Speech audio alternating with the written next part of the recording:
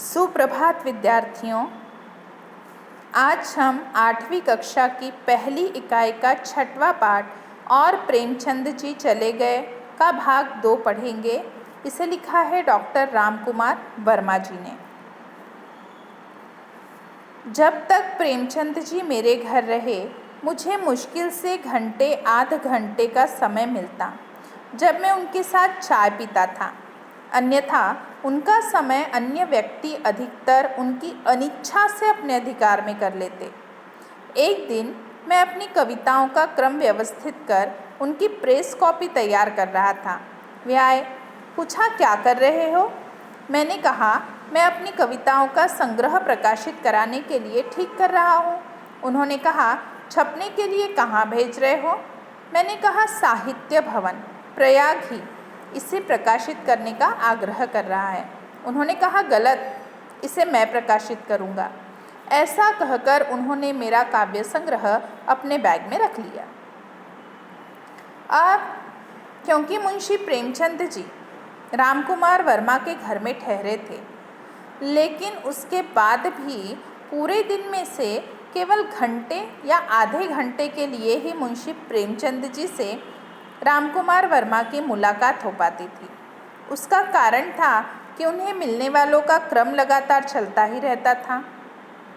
जब लेखक मुंशी प्रेमचंद जी के साथ बैठकर चाय पीते थे, उतना ही समय उन्हें मिलता था, वरना अन्य व्यक्ति अधिकतर मुंशी प्रेमचंद जी की इच्छा हो या न हो, उनका समय अपने अधिकार में कर लेते थे, मतलब उनसे मिलने आ जाते थे। एक दिन की बात यहाँ पर लेखक ने बताई है कि रामकुमार वर्मा ने जो कविताएं लिखी थी, वो क्रम से लगाकर उन कविताओं को अच्छी तरह व्यवस्थित रख रहे थे ताकि उसे प्रेस में छपने के लिए भेजा जा सके। प्रेस कॉपी अर्थात छपने के लिए कॉपी तैयार कर रहे थे। तभी वहाँ पर मुंशी प्रेमचंद जी आए और पूछा, अरे तुम क्या कर रहे हो? लेखक जवाब देते हैं कि मेरी कविताओं का कुछ संग्रह है, उसे मैं प्रकाशित करवाना चाहता हूँ। अब मुंशी प्रेमचंद जी उनसे पूछते हैं कि तुम इसे छपने के लिए कहाँ भेज रहे हो?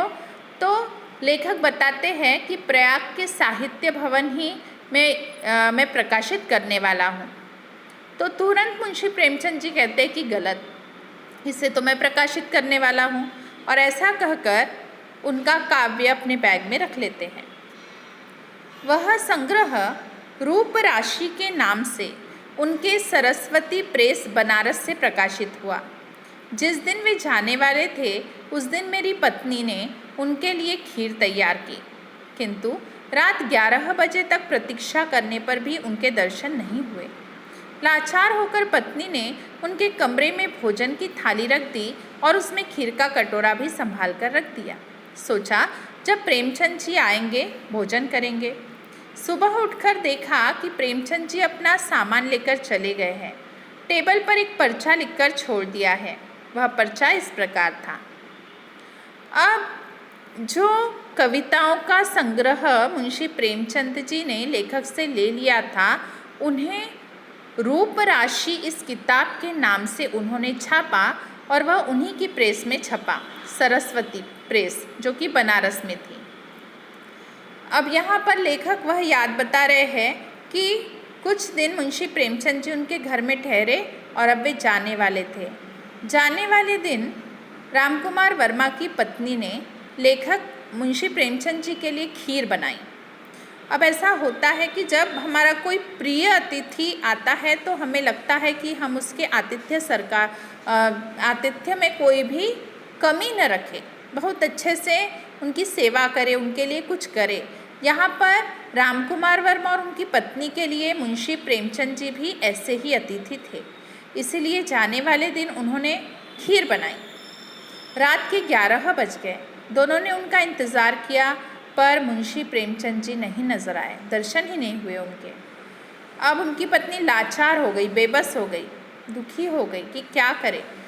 उन्होंने कमरे में भोजन की थाली रख दी और वहाँ पर खीर का कटोरा भी बहुत संभाल कर रख दिया। सोचा कि जब वे आएंगे तो खाना अवश्य खाएंगे। अब जब वे सुबह उठे और देखा कि प्रेमचंद जी है क्या, तो देखा कि प्रेमचंद जी का सामान ही कमरे में नहीं है। और उस टेबल पर एक पर्चा, एक चिट्ठी वे छोड़कर चले गए हैं। उस चिट्ठी में क्या लिखा था? प्यारे राम कुमार, निहायत अफसोस है कि मैं दिन भर से गायब रहा।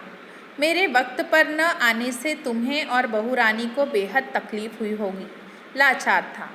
रात 2 बजे लौटकर आया, तुम लोग सो गए थे। जगाना ठीक नहीं समझा।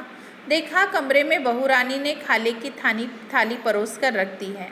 बढ़िया खीर भी थी, लेकिन इलाहाबाद की गर्मी में सुबह की बनी हुई खीर का दूध फट गया था। एक जगह खाना खा चुका था, लेकिन खीर तो मैंने खा ही ली, इस डर से कि फटे हुए दूध की खीर छोड़ देने से कहीं बहू रानी का दिल मेरी ओर से फट न जाए। खैर, उनको बहुत बहुत आशीर्वाद। वे खुश रहे। फ़ौरन जा रहा हूँ। 4 बजे की गाड़ी पकड़नी है। भाई बुरा मत मानना, बगैर मिले जा रहा हूँ। तुम्हारा धनपत राय। और इस तरह विश्वविख्यात कहानीकार और उपन्यासकार प्रेमचंद जी उस रात मेरे घर से चले गए। अब चिट्ठी छोड़ रखी थी उन्होंने, रात में भी वे नहीं आए। सुबह देखा तो वे अपना सामान लेकर जा चुके थे। चिट्ठी में लिखा था, प्यारे राम कुमार, बहुत ही निहायत अर्थात बहुत ही, मुझे बहुत ही अफसोस है, दुख है, पछतावा है कि मैं दिन भर गायब रहा, तुम्हें नहीं मिला।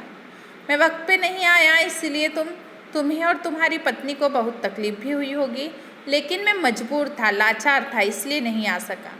फिर बताते हैं कि मैं रात को 2 बजे वापस आया था। तुम लोग सो गए थे तो मैंने तुम्हें नहीं जगाया। फिर मैंने देखा कि तुम्हारी पत्नी यानी बहू रानी ने कमरे में थाली रखी है परोसी हुई, उसमें बहुत अच्छी खीर भी थी, लेकिन क्योंकि इलाहाबाद है, यहाँ गर्मी बहुत पड़ती है। सुबह की बनी हुई खीर गर्मी के कारण खराब हो चुकी थी, उसका दूध फट चुका था।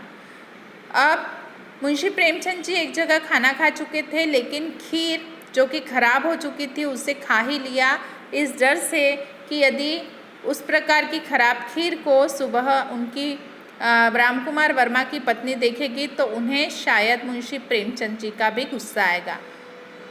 दिल मेरी ओर से फट न जाए, मतलब कि कहीं मेरे लिए उनके मन में गुस्सा ना आ जाए। अब वे कहते कि ठीक है, जो भी हुआ, उन्हें बहुत आशीर्वाद, वे खुश रहे। मैं तुरंत ही जा रहा हूँ, 4 बजे की गाड़ी पकड़नी है। तुम बुरा मत मानना कि मैं बिना मिले ही जा रहा हूँ। और नीचे लिखा था, तुम्हारा धनपत राय। इस प्रकार बिना बताए मुंशी प्रेमचंद जी राम कुमार वर्मा के घर से चले गए। एक विश्वविख्यात कहानीकार, जो कि संपूर्ण विश्व में अपनी कहानियों के लिए जाना जाता है, इतना बड़ा साहित्यकार, इतना बड़ा उपन्यासकार, उस रात राम कुमार वर्मा के घर से इस प्रकार बिना बताए चले गए। और वह याद हमेशा के लिए राम कुमार वर्मा के मन में एक संस्मरण की तरह रह गई, उन्होंने वही भावना इस पाठ में प्रकट की है।